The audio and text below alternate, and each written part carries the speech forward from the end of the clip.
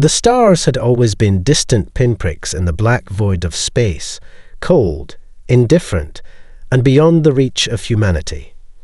But when the signal came, Earth's long isolation shattered in an instant. The Deep Space Probe, launched by the Galactic Concorde years earlier, had been drifting through uncharted regions of the galaxy. Its mission was simple: record, analyze, and relay any anomalous transmissions. What it found was something entirely unexpected. At first, the signal was dismissed as noise, just another quirk in the vast expanse of space. But as the signal persisted, it became too distinct to ignore. The alien language was unfamiliar, garbled at first, but beneath the static, one word stood out, clear and unmistakable: war. Back on Earth, a small team of scientists at the United Nations Space Command were the first to notice the anomaly. Dr. Emma Walker, a brilliant astrophysicist, sat up straight in her chair as the signal played across her monitors. For weeks, she and her team had been scanning deep space, hoping to discover something, anything, that would confirm humanity wasn't alone. But this was different. This wasn't a random transmission. It was deliberate. "Run it through the translator again," Dr. Walker said, her voice tight with disbelief. The words appeared, clearer now. "We are coming. Prepare for war." The implications hit her like a tidal wave. She couldn't explain it. How had anyone, especially a civilization so far removed from Earth, even known about humanity? The message was not an invitation or a warning. It was an ultimatum. Walker quickly alerted her superior, General Marcus Tate, head of Earth's newly formed Defense Council. He took one look at the transmission and gave the order to begin an immediate assessment of Earth's defense capabilities. Somewhere, far beyond Earth's atmosphere, in the vast emptiness between stars, an alien fleet was already moving toward them, an invasion force, bound for a planet that had no idea what was coming. As the alien fleet made its way toward Earth, its commanders remained confident in their superiority. The Concorde had faced countless worlds, many of which were more advanced than Earth, yet they had conquered them all. But the one thing the Concorde underestimated was humanity's ability to fight back, to adapt, and to surprise. The first signs that Earth's warriors weren't the disorganized rabble the Concorde expected came from a small military base in the Rocky Mountains. A routine training exercise was underway when a Concorde scout ship, cloaked from Earth's satellites, dropped a pair of reconnaissance drones to gather data. The drones, sleek and silent, hovered over the base. What they didn't account for was Sergeant Mike Iron Wallace, a retired Special Forces operative with years of combat experience in covert operations. Wallace had been stationed at the base for months, part of a new secret initiative to track and identify alien signals. He wasn't supposed to be there when the drones came, but the moment he spotted them through his field binoculars, everything changed.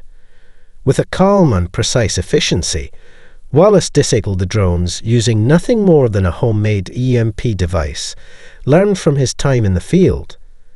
He took one of the drones apart, using it to transmit false signals back to the scout ship. Back at the Concorde's command ship, the scouts reported back, no threats detected, no anomalies.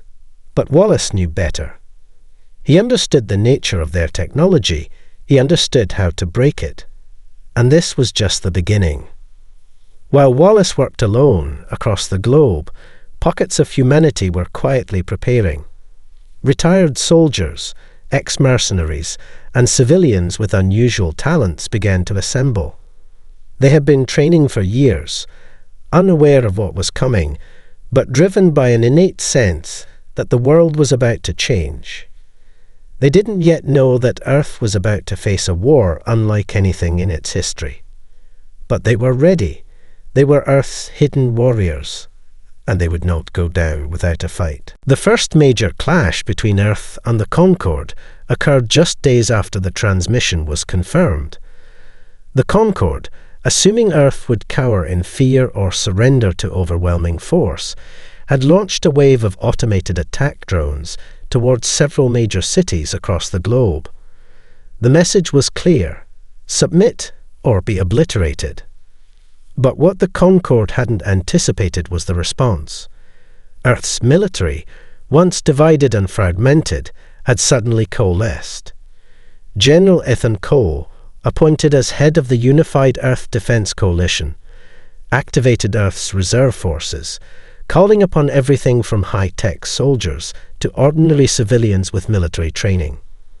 The world's greatest weapon wasn't its advanced technology. It was the raw, unpredictable willpower of its people. The first target of the Concorde's invasion was Los Angeles. The Concorde's drone swarms descended on the city, unleashing devastation with surgical precision, targeting infrastructure and government centers. But what they didn't realize was that the city wasn't as defenseless as it appeared. As the drones approached, a network of human-made electromagnetic shields activated, shields long considered obsolete, but which had been secretly reactivated by Earth's top engineers in anticipation of the invasion. As the drones were forced to turn back, a counterattack was already in motion. The human resistance, coordinated by Cole and his commanders, launched a full-scale assault on the landing zones.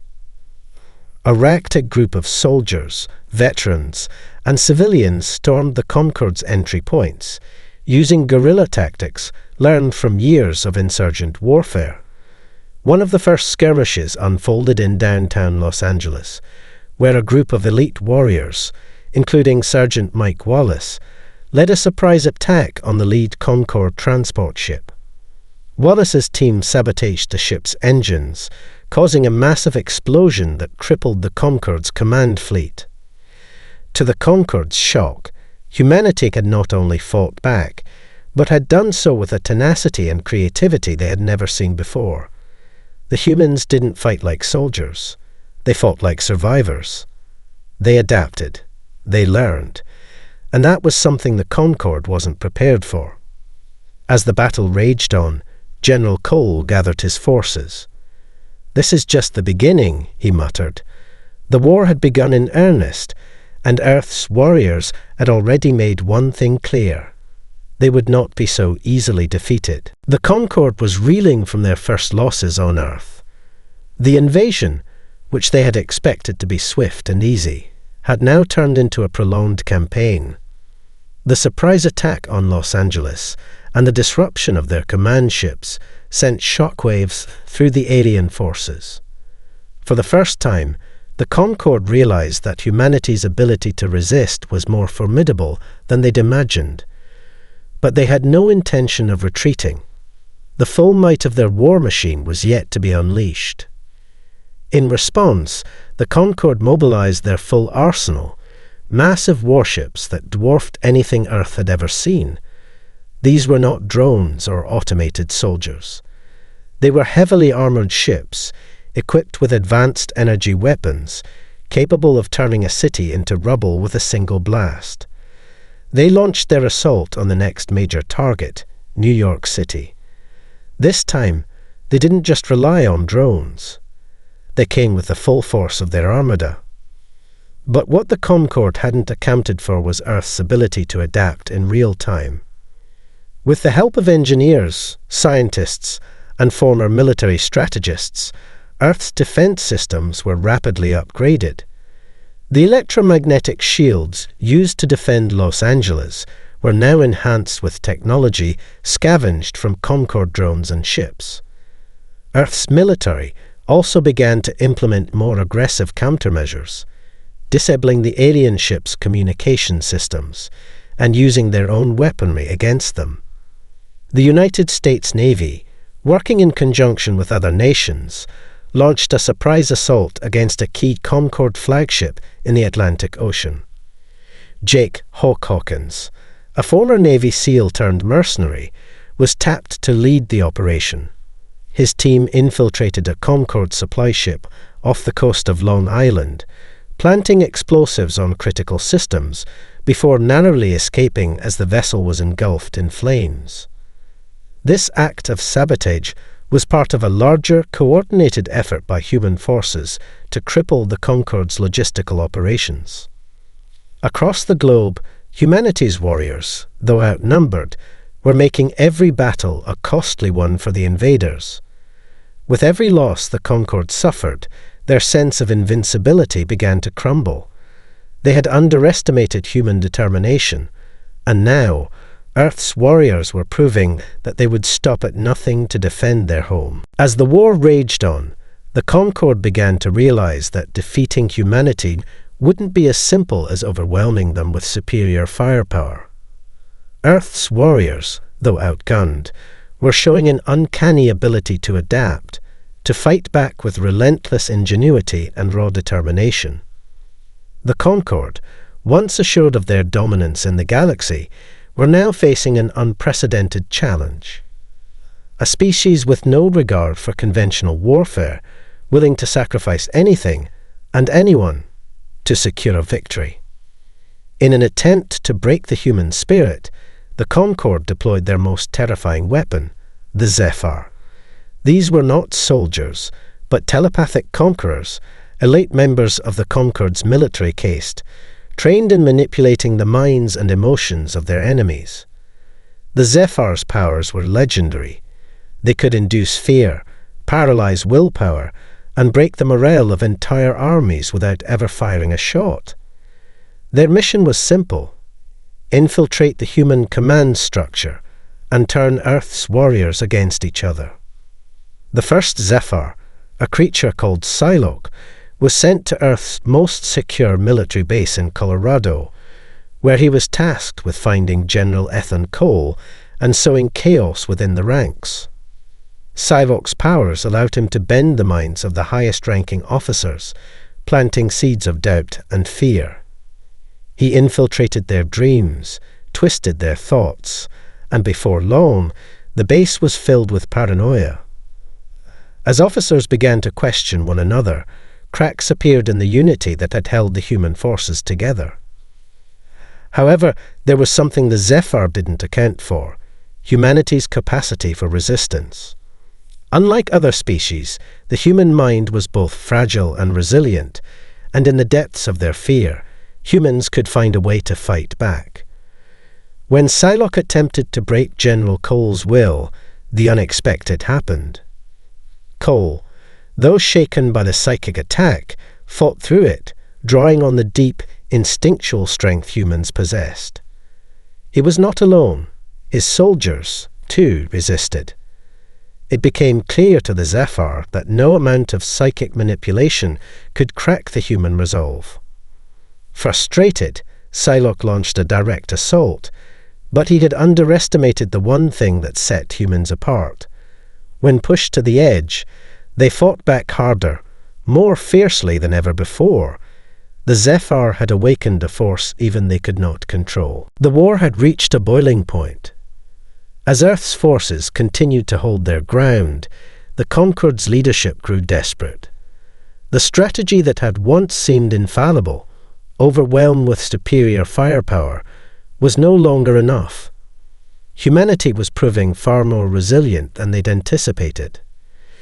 General Ethan Cole's coalition was stronger than ever, each victory feeding their determination.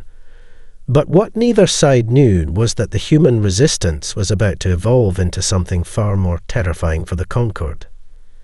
The humans had begun to adapt and refine their tactics at a speed the Concorde couldn't keep up with. The war was no longer a series of isolated skirmishes. It had become a global conflict, with resistance cells operating across every continent, disrupting supply lines and crippling the Concorde's technological advantage. Human ingenuity, owned through generations of conflict and adversity, had turned the tide. The Concorde's own weapons were now being used against them, their drones repurposed, their ships hacked and sabotaged. Earth's warriors were evolving into a new kind of fighting force, unpredictable, relentless, and fiercely united. Victor Hayes, the rogue mercenary who had become a symbol of human resistance, led a daring mission deep into conquered territory. He and his team infiltrated a heavily fortified alien research facility, where they discovered the horrifying truth about the Concorde's true intentions. The Concorde had been conducting experiments, using captured humans to splice their genetic material with that of their own species, hoping to create a new breed of soldiers, beings with the strength of the Concorde and the adaptability of humans. They had believed that by stealing humanity's most precious trait, their survival instinct, they could create an unstoppable army. Hayes and his team destroyed the facility, but not before securing valuable intelligence that would change the course of the war. The Concorde's plans to harvest and replicate human traits had only strengthened Earth's resolve. The humans weren't just fighting for survival anymore. They were fighting for their very identity, for the future of their species. Back on Earth, General Cole had a vision. Humanity would no longer be a passive player in the galaxy. They would be the ones to dictate the terms of the war. The Concorde had awakened a beast they couldn't hope to control. And now Earth's warriors were ready to show the galaxy just how dangerous they could be. As the tide of war shifted in humanity's favor, the conquered commanders grew desperate. They had underestimated Earth's tenacity, its warriors' ingenuity, and most dangerously, the human spirit. But their final card was yet to be played. A hidden fleet, far beyond Earth's sensors, had been secretly preparing for this very moment. It was an arsenal of mass destruction, capable of wiping out entire planets in a single strike. The Concorde's high command had decided it was time to resort to the ultimate weapon, something no species had ever survived. The fleet, led by the formidable warship Zephyrath, was equipped with a planet-destroying weapon, an antimatter bomb powerful enough to erase Earth from existence. The Concorde's strategy was simple. They would bombard Earth's surface with relentless waves of destruction until humanity surrendered or perished entirely. General Karavok, the Concorde's ruthless supreme commander, knew that if Earth's forces couldn't be defeated conventionally, then extinction was the only solution. But the humans, having seen the true scale of the threat, were already planning their own final move. General Cole, realizing that the only way to stop the fleet was to act before it reached Earth's atmosphere, made a decision that would shape the fate of the war. They would launch a preemptive strike against the fleet itself, using whatever means necessary. It was a high-risk gamble, but if they failed, Earth would be lost. Victor Hayes, now a hero among Earth's warriors, was called back into action. He was given command of an elite strike team tasked with infiltrating the Zephyrath and sabotaging its core systems. The plan was to board the warship, disable its antimatter weapon, and send the fleet into a self-destructive meltdown before it could launch. The stakes were higher than ever before. Hayes and his team infiltrated the fleet using cloaked assault ships, dodging Concorde patrols as they neared their target. But the moment they boarded the Zephyrath, they were met with fierce resistance. The Concorde had anticipated this move and deployed their own elite troops, led by Karavok himself. As the battle raged within the heart of the warship, the fate of Earth hung in the balance. The clock was ticking down to the antimatter countdown. Failure was not an option. Hayes and his team fought their way through the ship's corridors, knowing that if they couldn't disable the weapon in time, the last hope of humanity would be extinguished in an instant. Inside the Zephyrath, the battle reached its crescendo. Victor Hayes and his team fought through the corridors, inching closer to the heart of the warship, the antimatter bomb that could obliterate Earth. Every step was a gamble. Every second counted. The Concorde's elite soldiers, enhanced by years of brutal training and advanced technology, were relentless, pushing back with brutal force. But Earth's warriors, seasoned by months of warfare, had no intention of retreating. They had already lost so much. They weren't going to let the Concorde erase everything. With every blast, every fallen comrade, Hayes' resolve only hardened. He knew this was more than a mission. It was the culmination of humanity's survival instinct, of everything they had fought for. General Karavok, in his pursuit of victory, had underestimated the strength of human willpower, and now he would pay the price. The team reached the antimatter core just as the countdown clock ticked into its final minutes. Hayes, with his ever-cool demeanour, turned to his team. "We need to get this thing offline now, or we're all dead." His voice was steady, but the weight of the moment hung over them like a shadow. They hacked into the control systems, bypassing security protocols with a blend of Earth's crude but effective tech and the Concorde's own stolen designs. As they disabled the primary defences, Karavok himself appeared, accompanied by his personal guard. The final confrontation was upon them. With the bomb countdown still running, Hayes and Karavok collided in a brutal, hand-to-hand fight. The alien general, towering and fierce, was a force of nature, but Hayes had something Karavok lacked: the raw, unyielding drive to protect his home. With a final, well-placed strike, Hayes incapacitated Karavok, sending him tumbling to the ground. Seconds before the antimatter core reached critical mass, Hayes and his team initiated the self-destruct sequence, triggering a catastrophic explosion that ripped through the Zephyrath. The fleet, crippled without its central command, was sent into disarray, its ships tumbling into chaos. Earth had won. Back on Earth, General Cole and the rest of humanity's forces watched as the Concorde fleet's remnants disappeared from their skies. The war was over. The invaders were defeated, but humanity had emerged not only as survivors, but as a force to be reckoned with in the galaxy. The message was clear. Earth's warriors were no longer just a threat.